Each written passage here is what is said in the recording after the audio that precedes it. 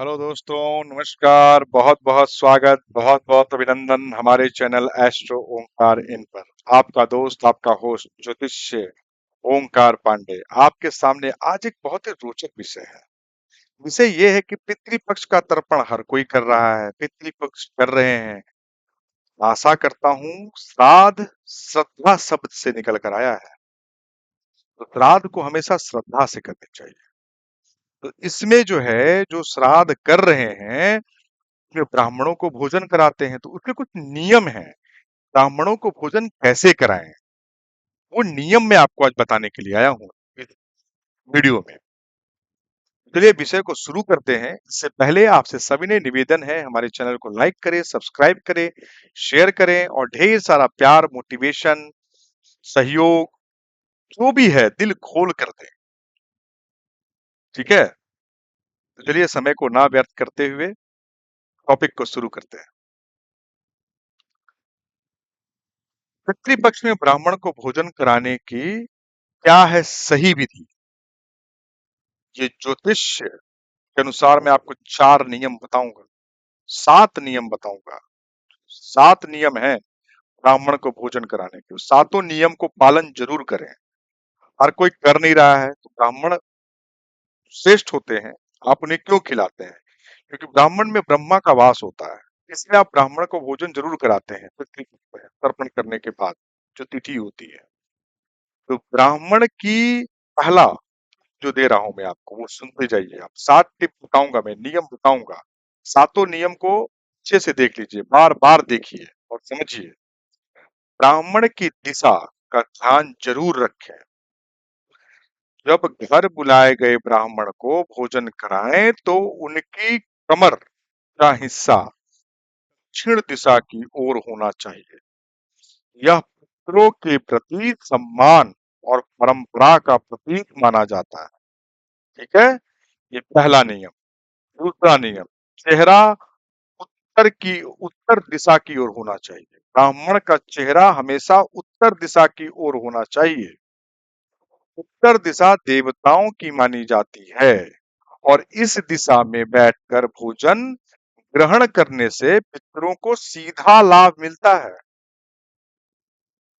तीसरा, भोजन में खास व्यंजन शामिल करें। पितरों को अर्पित किए जाने वाले भोजन में कच्चा और पक्का दोनों प्रकार का खाना होना चाहिए। खास तौर पर पेठे की सब्जी और खीर का भोग लगाना बहुत शुभ माना गया है। भोग भी लगाएं और ब्राह्मण को भी खिलाएं। ठीक है। चौथा, ऐसा करने से पितर प्रसन्न होते हैं और घर परिवार की उनकी कृपा बनी रहती है। ठीक है। तो थाली के नीचे एक कुत्ता रखें। ठीक है। भोजन जिस थाली में परोसा जा रहा है, उसके नीचे पीपल का पत्ता जरूर रखें। यह परंपरा पितरों को अर्पण करने का महत्वपूर्ण हिस्सा है। ठीक है। भोजन समाप्त होने के बाद टूटा हुआ पत्ता फेंकने की बजाय साफ करके अलग से रख दें।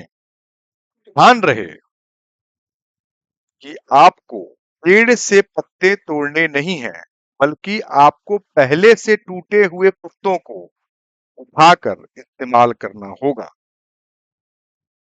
अंतिम नियम बता रहा हूं।